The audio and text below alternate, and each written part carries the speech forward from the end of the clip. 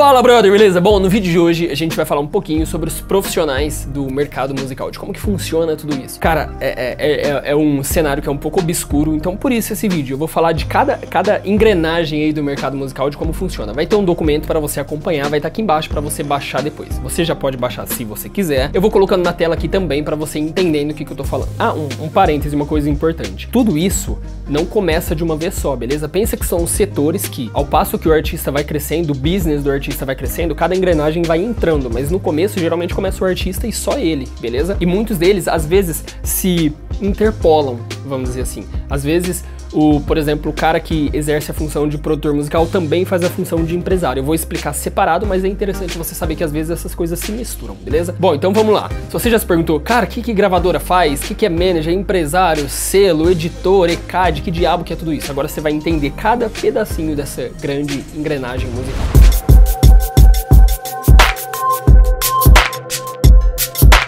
Vamos começar então pelo artista. O artista, ele é o centro então da cadeia musical, ele é a espécie de marca. Lembra disso, o artista é o cara que é a marca, é o cara que dá um nome. Por exemplo, a Ivete Sangalo, ela é artista. Ah, mas tem que ser uma pessoa? Não, pode ser uma banda. NX0 é uma marca, CPM22 é uma marca, U2 é uma marca, e por aí vai. Pode ser uma pessoa, pode ser banda, pode ser seja lá o que for, mas é o nome, o branding que é reconhecido. Depois do artista, a gente tem os músicos. Beleza? Esse artista começou a pegar mais shows, ele vai lá e contrata músicos pra tocar com ele no bar. Então, o que são esses músicos? São a banda de apoio ali, que toca o baterista, baixista, seja lá o estilo que for. Então, existe a marca, que é o nome daquele artista, e os músicos que vão como empregados, como trabalhadores ali, que recebem geralmente por cachê, por paga de show. Tem possibilidades de serem registrados, etc, mas via de regra, só pra você entender aqui, eles vão ali fazendo uma espécie de freelance. Uma vez que esse artista começa a crescer, ele começa a ter um produtor musical. O que um produtor musical faz? Ele formata a música, a parte musical apenas, enquanto um produto. Então, qual que é o conceito que esse artista tem, o que ele quer trabalhar? Muitas vezes ele já trabalhou isso com outro profissional que eu vou falar já já, mas o produtor musical é o cara que é responsável ali dentro do estúdio. É o cara que vai falar, olha, faz isso, olha, canta desse jeito, olha, nessa parte aqui, vamos fazer dessa forma. Além do produtor musical, tem também o arranjador. Muitas vezes o produtor é também arranjador. Então o que o arranjador faz? Ele é o cara que formata a música em si, colocando cada partezinha. Geralmente, quando tem um arranjador, aí o produtor musical, ele é como se fosse um chefe, assim. Ele passa a fazer outras coisas, beleza? Tô explicando novamente, separado, mas essas coisas se misturam. Falando ainda da parte musical, pensando em palco, a gente tem os Rhodes.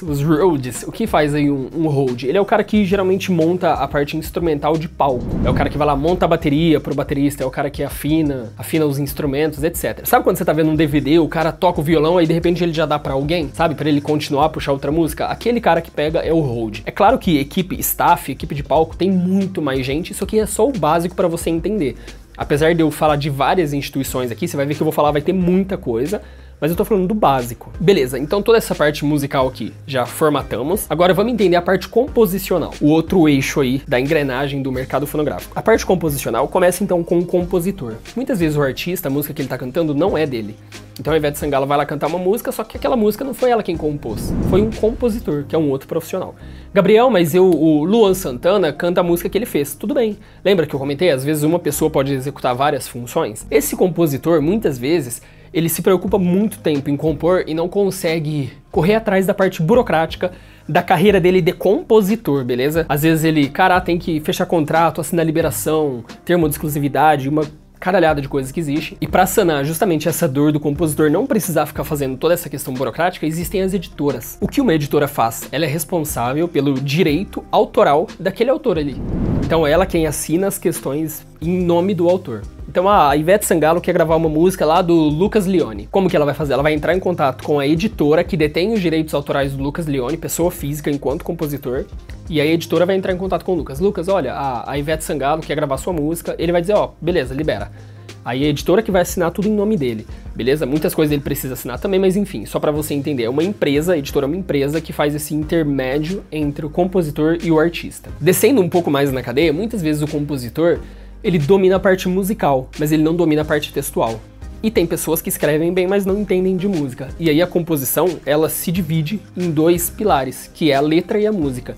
Então tem compositores que são compositores, vamos dizer assim, completos, e tem compositores que são letristas. São pessoas que escrevem somente a letra para um cara musicar, para um cara colocar música e depois ser feito o registro, etc. Então existem essas duas, mas lembrando, às vezes, na grande maioria das vezes, o próprio compositor que já acompanha a letra também, ele já é o letrista e o compositor também. Uma vez que esse artista compôs a música, ele precisa registrar. Gabriel, ele precisa? Não, desculpa, me expressei mal, ele não precisa. Ele tem a opção, a faculdade, tá?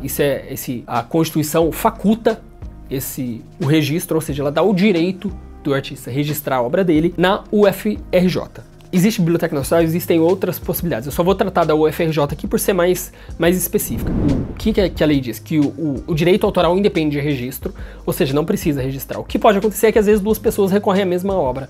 E aí, de alguma forma, vai ter que se provar. Então, o governo determinou que na UFRJ é o lugar ideal para você registrar músicas. E aí, você vai ter um registro lá, vai receber, blá, blá, blá, blá, blá.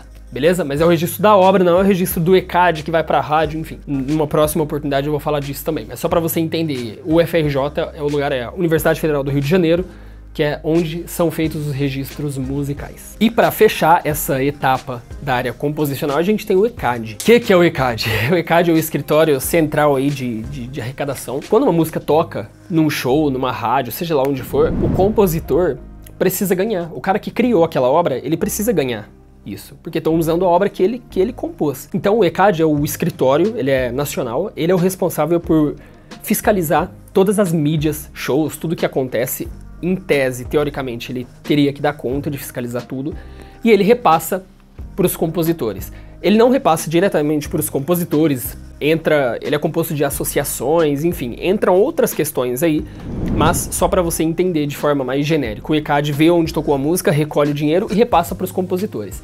Se o compositor tiver uma editora que responda por ele, o ECAD repassa então para a editora e a editora se acerta com o compositor. Uma coisa no cenário musical que é muito comum é o que a gente chama de revenue share. O que é revenue share? É quando você ganha em cima de um percentual daquilo do bolo, vamos dizer assim. Então, se a gente for pensar, por exemplo, um consultório médico. O cara que faz os móveis planejados cobra 30 mil para fazer. O cara do aluguel, onde o médico tá montando o consultório, cobra 3 mil reais o aluguel. Tudo bem. E o que o médico tirar é dele. No ramo musical, existe o revenue share, que é quando uma pessoa lucra, todo mundo da cadeia lucra junto. Cada um vai mordendo um pedacinho da fatia. Isso é muito comum no cenário musical. Então, tanto a editora quanto o compositor, eles vão ficando aí com pedaços do que aquela obra está monetizando. Existe direito conexo, existe muito mais coisa que daria para entrar, mas eu só quero que você entenda de forma mais genérica como funciona cada pedacinho, cada etapa aí da carreira de um artista. Ok, então falamos da área musical, falamos da área composicional, agora vamos falar da parte business, da parte estratégica. Um artista, ele é um produto de uma empresa. Ele é como se ele fosse um lanche do McDonald's todo. Ele é o chapeiro, ele é o cara que tá lá fazendo. Só que, para o negócio acontecer, não precisa só ter um lanche bom. Precisa do financeiro funcionar, precisa de marketing, precisa de estratégia, visão, enfim, precisa de uma série de outras coisas. E o artista geralmente não tem habilidade para fazer isso. Simplesmente porque o artista tem uma mente que funciona de uma outra forma. Ele é um cara mais plugado em criatividade, mais, sabe? Ele precisa de dedicar o tempo dele a outras coisas e tá tudo bem que ele faça isso. No início, geralmente os artistas mesmo que fazem todas essas funções, mas com o tempo ele vai delegando cada atividade que é necessária para a carreira dele, para o business dele. Então, começando aí na parte business, a gente tem o agente. O que é o agente? É o cara que vende shows. E como que ele ganha? De novo, revenue share. Ele ganha um percentual do show que ele vender. Então, tem pessoas, por exemplo, tem agentes que têm escritórios de show. Ele monta uma equipe e aí ele vende shows de vários artistas que ele conhece. O artista muitas vezes não sabe vender show, então a gente vai lá, oferece uma casa, oferece para outra, pro promotor de evento, etc, etc, etc. E aí o show, por exemplo, é 10 mil reais. Ok, o agente fica com 20%. Então, 2 mil reais fica pro escritório de show, os outros 8 vai pro artista. Daí o artista paga os músicos e aí vai todo o restante da cadeia. Então, o agente é só o cara que vende o show. Depois do agente, a gente tem um empresário ou um manager. O que o empresário, por que chama empresário? Porque ele é o cara responsável por transformar aquilo ali numa empresa, num business. Ou manager, que é gerente. A tradução seria mais ou menos parecida com essa. É o gerente, é o cara que cuida do business em si. Então é o cara que pensa em estratégia. É o cara que muitas vezes vai falar pro artista, olha, é assim que tem que ser, é desse jeito, é daquilo. Não fala isso numa entrevista, faz dessa forma. Olha, vamos trabalhar mais para essa linha, a gente precisa se posicionar no cenário de determinada forma. É o cara que tem uma visão mais ampla do mercado em si. Geralmente é o cara que domina e entende todas essas áreas aqui. O compositor muitas vezes não entende as outras áreas, o músico também não entende. O empresário é o cara que precisa entender de forma holística tudo isso para fazer o business, a coisa toda crescer.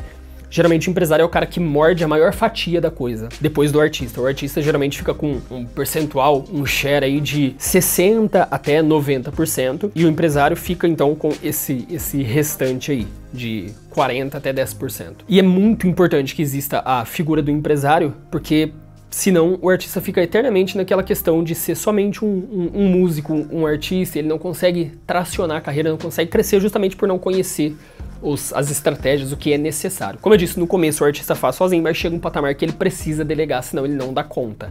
Ainda que ele tenha um escritório próprio, que ele tenha montado a equipe toda dele, e que ele pague por mês, por exemplo, um empresário, um CEO, um manager, mas precisa ter uma figura fazendo isso. Ok, geralmente esse empresário ele tem contato com investidores. Então o que acontece? O empresário, como ele é muito bem relacionado, geralmente é um cara muito fera em networking, é um cara que tem essa pegada mais business mesmo, então ele tem contato com investidores. E o que ele faz? Ele vai lá, formata todo o projeto, ele e produtor musical geralmente trampam muito juntos, assim, tipo, lado a lado mesmo. Eles formatam todo um projeto. Aí ele chega no investidor e fala, fulano, olha, tem um artista X lá, é assim, estratégia é essa, a gente precisa impulsionar o projeto e tal. Ah, mas quanto que é a verba? Esse cara tem todo o planejamento já. Olha, o planejamento é esse, a gente vai atacar em mídia, vai fazer isso, mainstream, e assessoria de imprensa, seja lá o que for. E esse cara já tem mais ou menos o quanto vai precisar. Beleza, o investimento é de 2 milhões de reais. Ok, o investidor vai lá, coloca, e depois ele recebe isso aí de volta. Tem algumas peculiaridades que o investidor artístico tem alguns lances que são diferentes de um investidor mais tradicional, um investidor de fundo de investimento, que tem mútuo conversível, etc. Mas só quero te explicar de forma genérica. Então existe o investidor, o empresário e o agente. Muitas vezes o empresário faz tudo isso aqui. Muitas vezes o empresário tem a grana e ele coloca a grana dele, sacou? Então ele é empresário e investidor. Quanto mais funções você faz, mais aumenta a sua fatia no bolo. Mas mais funções você tem também. Aí, falando ainda na parte business aí, a gente cai também em gravadora. O que é uma gravadora? Uma gravadora, ela muitas vezes, ela era uma empresa que abraçava várias partes disso aqui, saca? Muitas vezes a gravadora tinha o próprio empresário que cuidava da gestão da carreira de vários artistas, depois a gravadora detinha a parte de estúdio, um puta pedaço da parte musical que a gente falou era da gravadora, enfim, a gravadora entrou em colapso aí, tá se redesenhando, o mercado tá ainda se reconstruindo de muita coisa que aconteceu, mas então pensa assim, uma gravadora, um selo, é uma empresa que a priori ela ia lançar artistas. Hoje ela se tornou muito mais uma distribuidora. Então a gravadora tem canais para colocar esse artista em mídia. Às vezes tem investimento e tal, mas também acontece muitas vezes do investimento ser externo. É complexo, mas é só importante que você entenda esse cenário mais amplo. E também a gente tem a função aí que tá entre o business e a parte musical, que é o produtor fonográfico. O que é o produtor fonográfico? A pessoa, a instituição, a pecinha que é responsável em um áudio por gerar aquele fonograma. O fonograma é o áudio da música, tá? Vou explicar melhor. Então existe o áudio aqui. O produtor musical é o cara que consegue, entre aspas, licenciar esse áudio. Então lá no estúdio, existem muitos estúdios hoje que os produtores musicais não têm cadastros de produtores fonográficos. E por que ele precisa? Para que ele lucre em cima do áudio que ele gravou. Gabriel, isso tá muito confuso. Tá tudo bem, eu não quero que você entenda perfeitamente. Relembrando isso, é só para você entender mais ou menos que existe produtor musical e existe produtor fonográfico. Um é no âmbito de estar fazendo ali, produtor musical é o cara que tá fazendo, e produtor fonográfico é o nome que se dá a esse carinha a hora que a gente tá falando da parte mais business e burocrática dos sistemas, de algoritmos e tudo mais. Então se você ouvir alguém falar, olha, produtor fonográfico, ok, é a pessoa que é responsável pelo áudio, é a pessoa que produziu aquele áudio ou aquele álbum, beleza?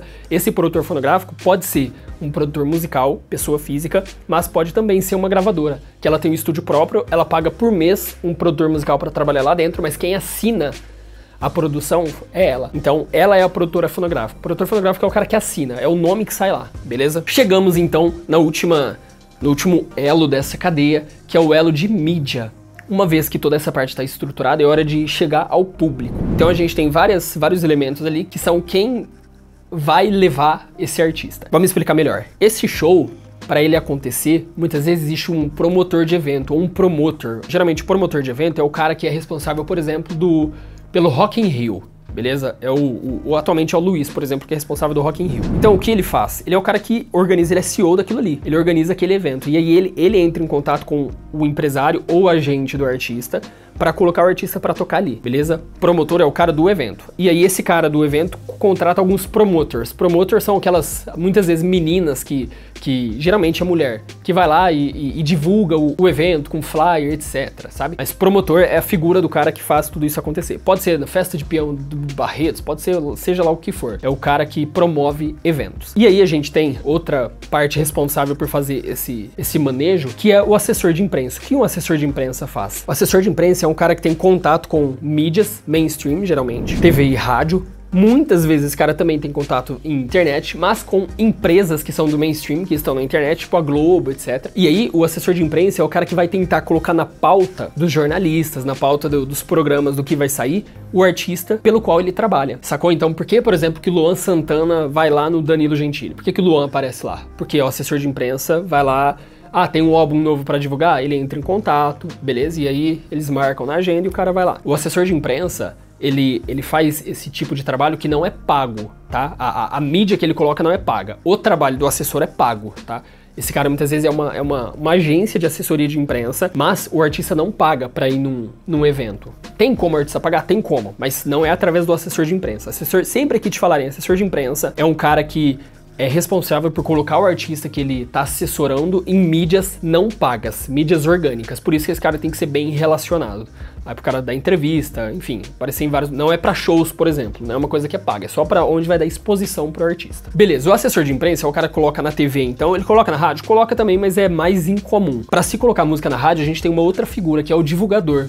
O divulgador é o cara que muitas vezes é uma pessoa que trabalha para um artista, ou às vezes ele é um escritório que trabalha para vários artistas. Esse cara, ele é o cara que vai fazer o manejo aí também, o meio de campo entre o artista e a rádio. Então é o cara que visita muitas rádios, às vezes o cara, tipo, região sul, quem faz pro Wesley Safadão é determinado escritório. Na região norte, quem faz é outro escritório.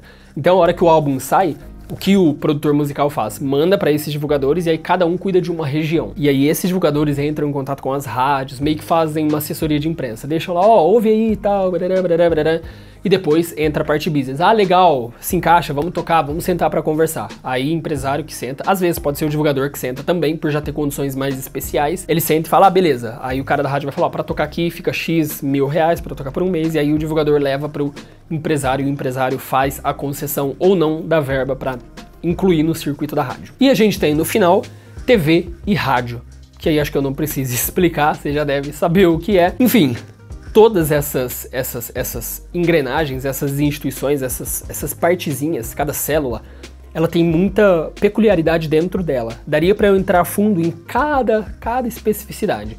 Mas, como eu te disse, aqui é só para você entender mais ou menos como funciona. Toda essa imagem que apareceu aqui na tela tem no documento aqui embaixo para você. Então baixa esse documento, imprime, olha, faz anotações e lembra, às vezes uma pessoa ou uma empresa abrange mais de uma função. Então isso faz com que às vezes as pessoas percebam, tenham dificuldade para entender o que está acontecendo, sabe? Porque ela fala, não, mas o fulano era produtor musical? Mas ele que vende o show? Ah, o cara do Henrique e Juliano, lá, o Eduardo Pepato. Ah, beleza, é o workshop que vende? Não, mas peraí, o Eduardo Pepato não é produtor musical? Não, mas peraí, o escritório de venda de shows é dele? Então, o fato de uma pessoa, uma empresa, fazer várias funções acaba confundindo quem não tá muito habituado com isso. Qualquer dúvida aqui embaixo tem a aba de comentários, deixa lá que eu respondo, ou alguém da equipe vem aqui e responde. Beleza, brother? É isso aí, espero que você tenha entendido e até uma próxima oportunidade. Valeu!